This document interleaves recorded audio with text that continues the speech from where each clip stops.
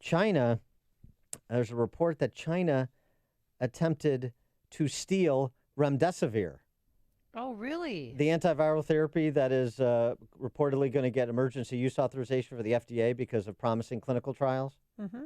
the Gilead product. In January of this year, weeks after the coronavirus first reported in China, the Wuhan Institute of Virology applied for a patent on remdesivir used to treat these infections. There's actually a copy of the alleged application, but it's in Chinese, that's posted online. You The speak Chinese, Mandarin, so you're good. and this is, well, and they did the same thing like Silicon Valley. The character of Silicon Valley that was essentially stealing intellectual property would do like China Google, China Apple. It's just stealing their products and putting China in front of it. The Chinese changed the drug name in their application, called it Redoxavir. Oh, my. They also admitted in their application they illegally reverse engineered remdesivir without Gilead's permission for quote unquote humanitarian reasons due to the pending epidemic. The pending epidemic that they unleashed. And now they're making money off of it. Well, no, they're not. But Well, not off of that, but other things, face masks. I mean, what, we sent a private yes. plane there or to get PPE from China, from Singapore? It all speaks to the pressing need to re-examine our relationship in every single facet with the Chinese communists, that is, the Chinese power structure, doesn't it? For more on this, we're pleased to be joined by Curtis Ellis. He's the founder of American Jobs Alliance, served as a senior policy advisor on the Trump 2016 campaign and the transition team, as a special advisor as well to the U.S. Secretary of Labor in the Trump administration. Curtis, thanks for joining us. Appreciate it. Thanks for what you're doing, drawing attention to the cancer of the Chinese Communist Party. Yeah, these people how about that? Lie, cheat, and steal. It's like that Geico commercial. It's what they do. Yeah. If you're a Chinese communist, you lie, cheat, and steal. Well, it's funny because we said that we're very early on in the administration when it was about tariffs to try to bring China to the table to try and get trade deals done and so on and so forth. And the question was always, well, the idea of getting them to cease intellectual piracy. You have to understand that's not a bug in their model. That's the feature of their model. So, Exactly how do you ever get them to stop absent something more draconian than a free trade agreement? Exactly right. You don't get them to stop. The way you get them to stop is you get rid of the Chinese Communist Party. You got to remember, and I want everybody to remember, everybody to hear, our enemy is not the Chinese people. It's the Chinese Communist Party. They are oppressing the Chinese people as well as exploiting the world and destroying the world with this virus, and now they're trying to profit off the chaos they unleashed. That's why we're saying over at the American Jobs Alliance, it's time to boycott China. And that message, boycott China, is a message for everybody. It's a message to our government. Stop sending $7 million to do bat virus research in Chinese labs in Wuhan. That's what our government did. Right. Stop sending money to the World Health Organization, which is a wholly owned subsidiary of the Chinese Communist Party. It's a message to corporate America that every chance we get, we're going to buy something made anywhere but China. Unfortunately, we don't have a made in America alternative to everything that's also made in China, because now, as we learned with our PPE, our face masks, our protective equipment, and so much of our medical devices, it's only made in China.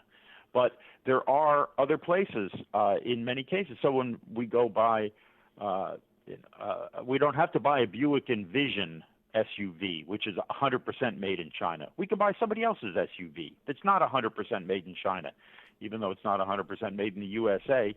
And it's a message to Wall Street to stop sending our money to China. Do you know that Chinese companies that do not open their books, Chinese companies are listed on the American Stock Exchange, but they are not held to the same standards as American companies.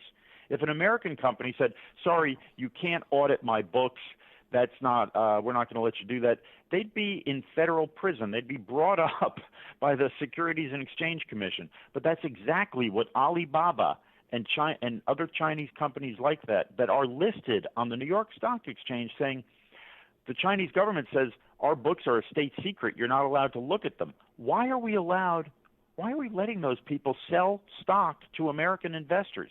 Why is the federal government today, this very day, getting ready to invest the retirement savings of active duty American military men and women in Chinese companies that are building weapons aimed at America?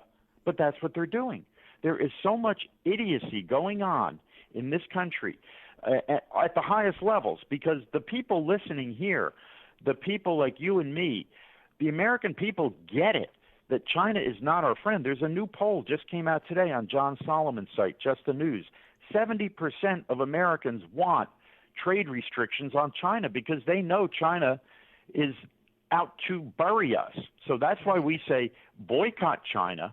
Go to getoutofchina.us and get bumper stickers or window stickers, whatever you call them. Give them to your friends. We've got to get this message out. We've got to put some backbone in these politicians, these spineless politicians who've been letting this go on for too long. We have some hero politicians out there. You've got Josh Hawley over there in Missouri and Tom Cotton down in Arkansas, President Trump in the Oval Office. But there are so many people that have let this happen. This didn't just happen.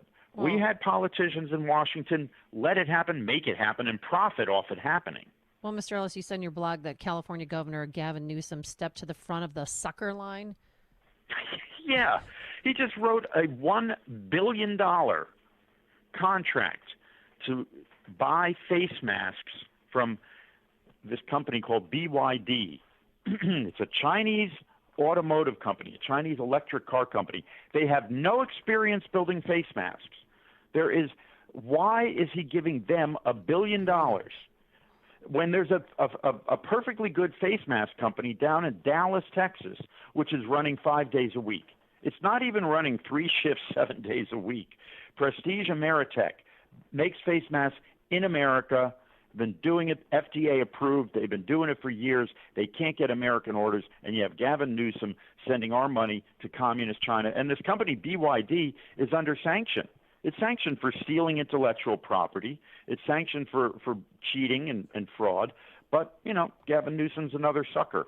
Let me ask you exactly what you mean when you talk about boycotting China. Is this going to be government-driven, or are we going to be in the business of persuading Apple not to assemble iPhones in China and other companies that have part of their supply web located in China? Are you looking for persuasion here and time for companies to make decisions about how they're going to operate their businesses, those multinational businesses, or are you looking for government policy that imposes mandates or some combination? We have to be very clear here. China has been waging economic warfare against America. They've been launching that attack from their factories, from their mills, from their mines, and they have destroyed American industry as effectively as if they were using precision-guided munitions. And they're doing this on purpose. They are not playing by capitalist rules. They are not playing by free market rules.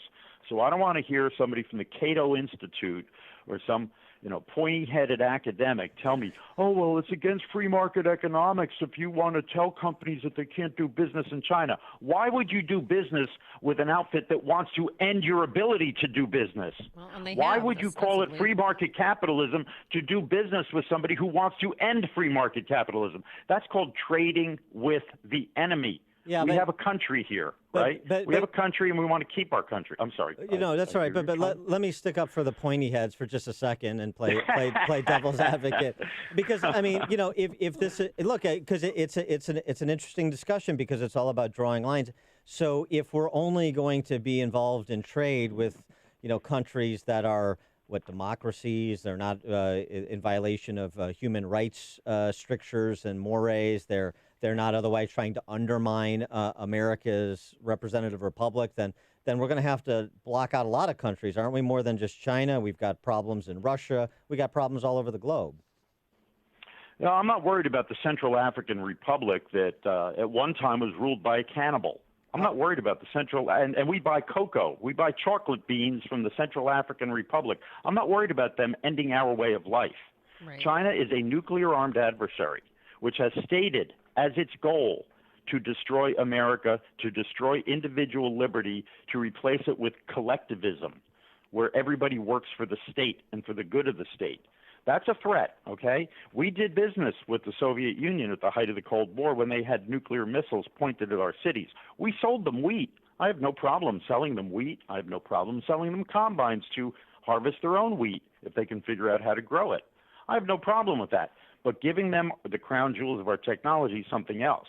Now, when I say boycott China, this is a part of it is up to consumers. Are you going to buy the shirt, the pair of pants that's sewn in China, or are you going to buy the pair of pants that's sewn in Mexico or in, New York or Los Angeles? Are you going to buy the swimsuit that was sewn in California, or are you going to buy the one that was cut and sewn in China? You can make that decision. Right, but we're also sending a message up and down the line.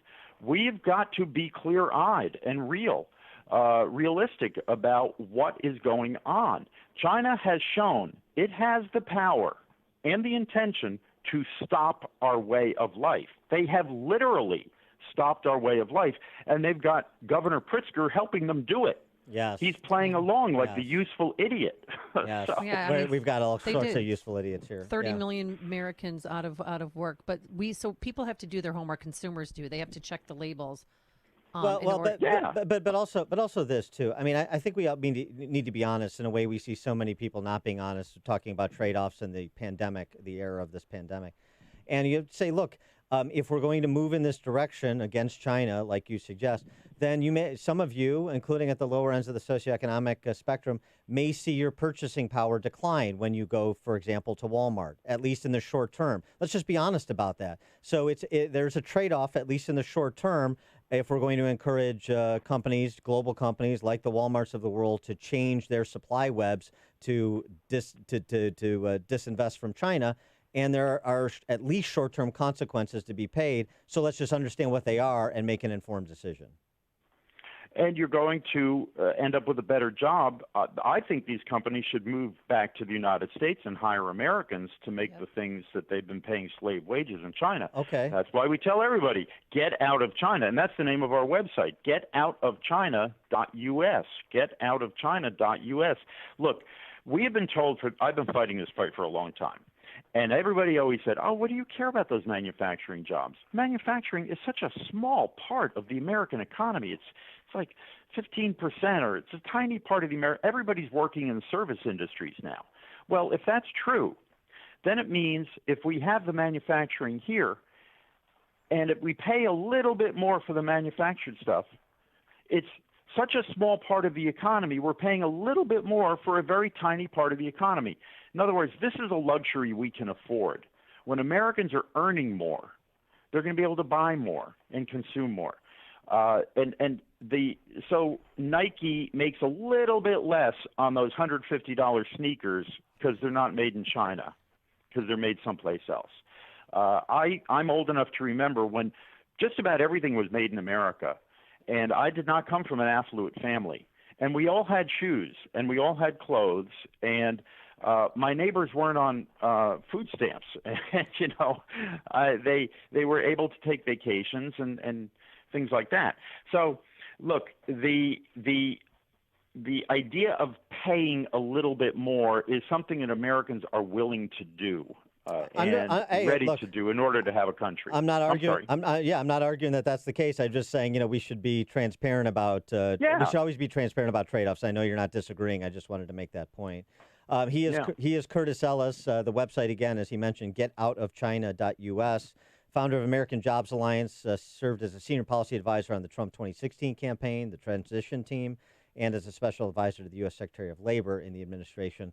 Curtis, thanks for joining us. Appreciate it. Hey, thanks for everything you're doing. You're a great show. Take care. Thank you. Thanks. And he joined us on our turnkey.pro answer line.